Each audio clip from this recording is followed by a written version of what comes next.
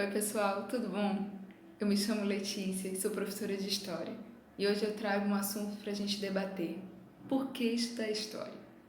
Muitas pessoas já se perguntaram ou já ouviram essa pergunta. Por que estudar História? As pessoas geralmente respondem, História é chato. Quem estuda o passado é museu. Eu não sou calendário para decorar a data. Mas essas respostas não são corretas e tampouco convincentes. Afinal, por que estudar História? Estudamos História para compreendermos as nossas origens, sejam elas individuais ou coletivas.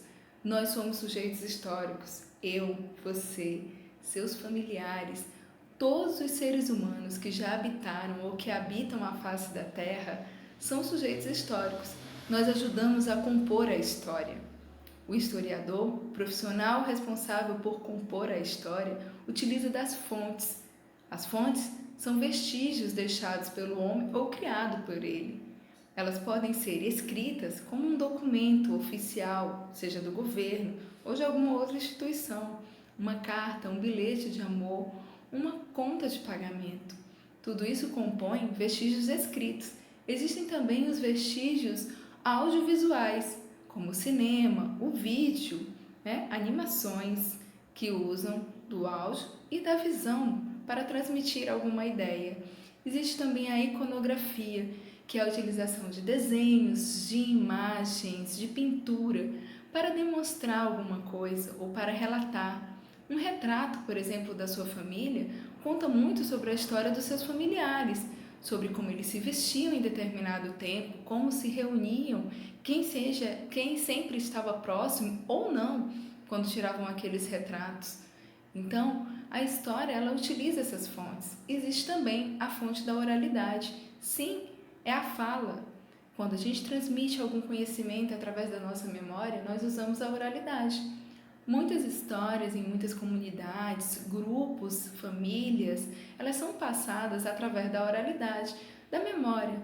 Aquelas histórias passadas de avô para filho, pai para filho, pai para neto, sempre elas são passadas através de uma memorização, de uma história que está enraizada nos seus traços culturais e familiares e que compõe a história daquela família.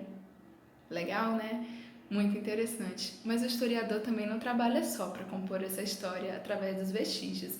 Ele precisa de outros profissionais, como o arqueólogo, o biólogo, o geólogo, um linguista.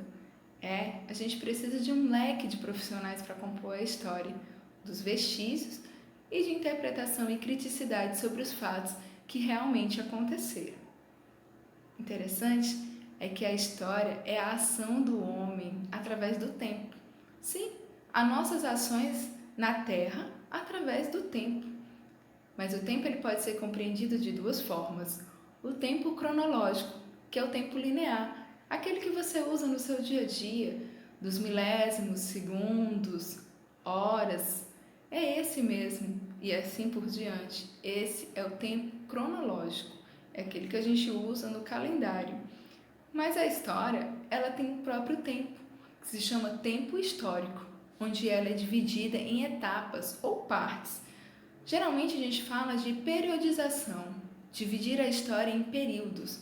A história ela é compreendida pela pré-história, que tem a idade da pedra ou das pedras, e a idade dos metais. Depois nós temos a história antiga, a história medieval, ou Idade das Trevas, como ficou conhecido.